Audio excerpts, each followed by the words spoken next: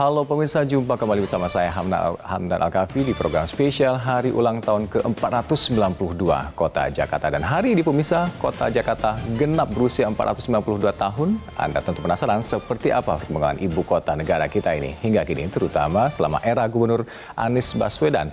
Pemirsa, inilah Jakarta era Anies. Selama ini yang kita lihat tidak ada ketegasan dari Pemprov DKI terhadap keberadaan permukiman kumuh tersebut.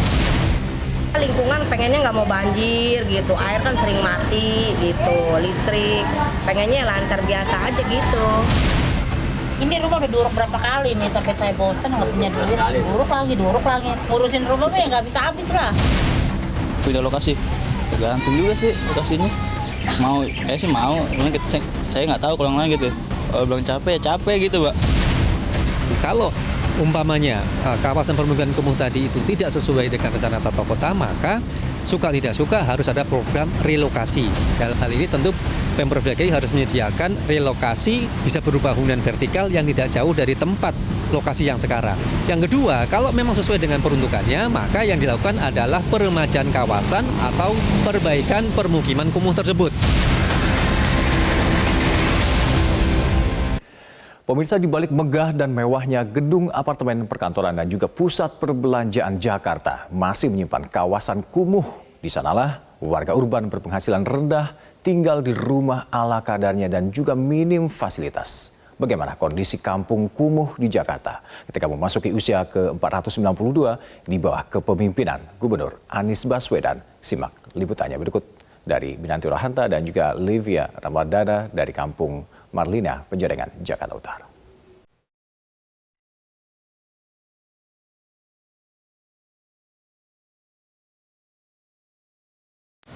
DPRD DKI Jakarta mencatat ada 21 kampung kumuh yang akan segera ditata oleh Pemprov DKI.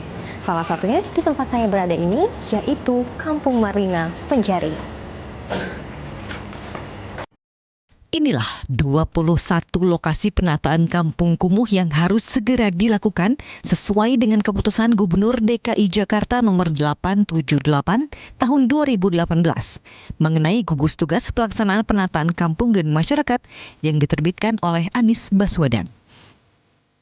Data Kementerian Agraria dan Tata Ruang menyebut ada 118 dari 267 kelurahan di Jakarta yang memiliki kampung kumuh atau sekitar 45% dari wilayah Jakarta.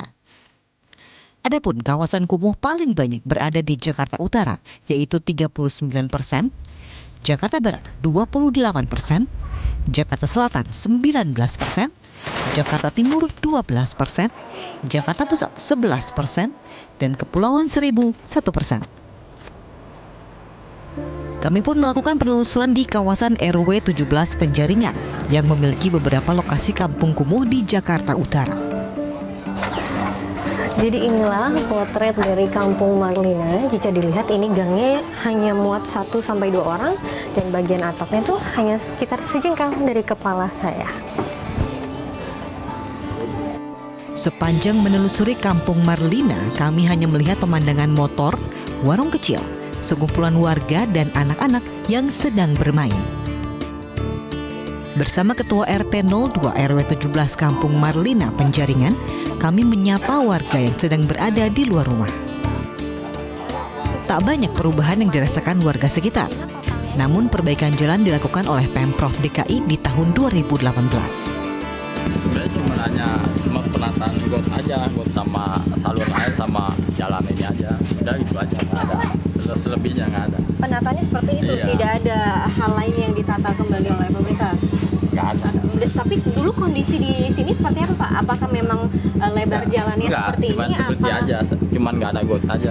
Got kecil Dulu aja. hanya tidak ada got. Ada 11 variabel yang harus diperhatikan dalam penataan kawasan kumuh, yakni kepadatan penduduk, kepadatan bangunan, konstruksi bangunan tempat tinggal, keadaan ventilasi, pencahayaan bangunan, tempat buang air besar, cara membuang sampah, pengangkutan sampah, saluran air, keadaan jalan lingkungan, penerangan jalan umum, dan tata letak bangunan.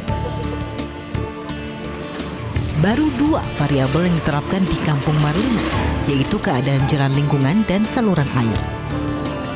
Itu pun saat ini kondisi saluran masih terdapat sampah yang mengakibatkan genangan air apabila terjadi hujan. Variabel penataan kawasan lainnya yang tak dirasakan di Lampung Marlina ialah pencahayaan bangunan, cara membuang sampah, dan tata letak bangunan. Rumah saling berdekatan tanpa ada celah, membuat halaman rumah tak mendapatkan cahaya matahari. Jadi Bapak sebenarnya untuk di kawasan Kampung Marlina ini pernah tidak korsleting listrik Pak yang menyebabkan kebakaran seperti itu? Saya sebenarnya sih sebelum kemarin, cuman saya nanya sama tadi sekitar 90 ke 92. Tahun Habis 90 tuh, dan iya. tahun 92? Iya, habis total itu dua-duanya, dua kali. Pengamat tata kota Nirwono Yoga mengatakan letak permasalahan dalam menangani kampung kumuh di Jakarta terdapat di pelaksanaan yang tidak konsisten serta gubernur saat ini yang tidak tegas. Pastikan kalau sekarang 45% wilayah DKI ini berupa pemukiman kumuh, bisa dipastikan akan lebih luas lagi perkembangan pemukiman kumuh tadi. Karena apa? Karena dalam tanda petik ada unsur pembiaran menjamurnya permukiman kumuh oleh Pemprov DKI. Akibat apa? Ketidaktegasan Pemprov DKI dalam mengendalikan tata ruang kotanya. Sementara itu, Gubernur DKI Jakarta Anies Baswedan mengatakan pihaknya tidak akan melakukan penggusuran dalam tata kota. Kedepannya, penataan kota akan berbasis kawasan dengan mengubah koefisien lantai bangunan atau KLB di suatu kawasan yang saat ini berbeda-beda. Perubahan KLB tersebut menurut Anies agar menarik pihak swasta untuk meningkatkan perekonomian di kawasan sehingga menurunkan ketimpangan. Lalu, akankah penataan tersebut berpengaruh dengan kegiatan ekonomi di permukiman kumuh Jakarta? Jadi inilah yang sudah terus ditata untuk perkampungan ini jadi lebih baik lagi. Dari Jakarta, Aminah Saleh, Wardana, Metro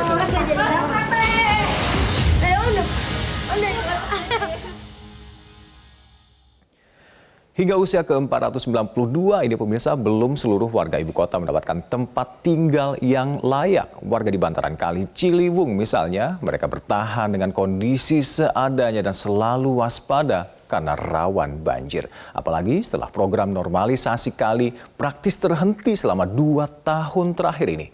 Seperti apa denyut kehidupan mereka hingga kini? Simak liputan reporter Livia Ramadanti dan juru kamera Adwin Agung.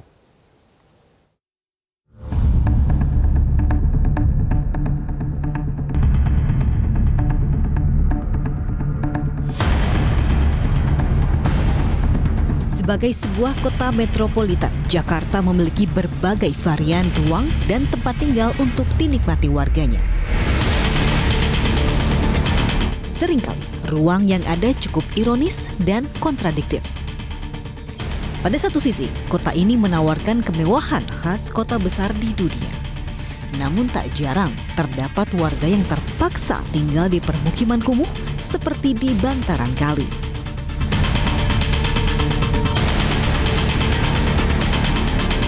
Seperti perjalanan saya di Gang Langgar RT 10 RW 03 Kelurahan Rawajati, Kecamatan Pancoran, Jakarta Selatan. Ditemani warga lokal bernama Pak Effendi yang telah bermukim selama puluhan tahun di lokasi ini, saya melihat kehidupan warga Jakarta di bantaran Sungai Ciliwung. Sekilas memang tak ada yang berbeda dengan perkampungan lain. Hanya saja saat musim penghujan, kawasan ini pun menjadi langganan banjir. Rumah di kawasan ini bisa dilihat tingginya sudah tidak lagi sebagaimana mestinya. Ini kondisi lantai 1 yang kini tidak mencapai tinggi 2 meter. Pintu masuk saja bisa dilihat tingginya ini kurang dari 1,5 meter. Hal ini diakibatkan karena memang saat banjir datang ke kawasan ini, tumpukan lumpur masih tertinggal. Tumpukan lumpur ini bahkan tingginya sudah mencapai beberapa meter sehingga menutupi akses jalan untuk memasuki rumah warga. Namun warga memang masih bertahan untuk tinggal di sini meskipun mereka harus berhadapan dengan banjir yang datangnya hampir di setiap musim penghujan.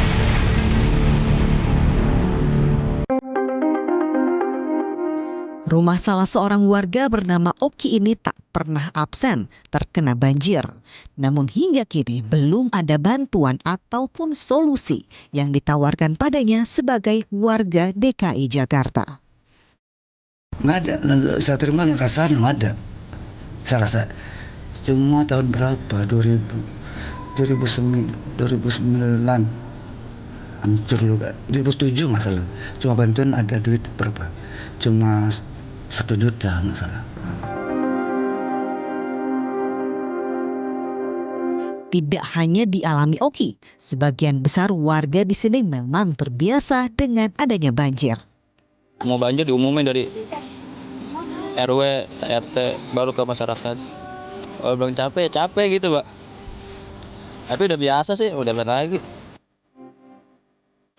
Tak banyak yang bisa mereka lakukan selain menerima. Meski sebagian kawasan telah dipasang tanggul, namun dampak banjir masih belum berkurang.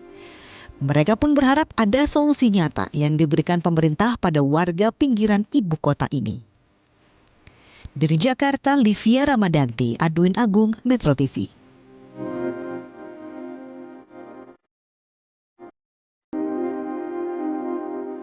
Pemirsa, saat berkampanye, Gubernur Anies Baswedan menjanjikan rumah DP 0%. Lantas seperti apa realisasinya saat ini? Informasinya sesaat lagi untuk Anda.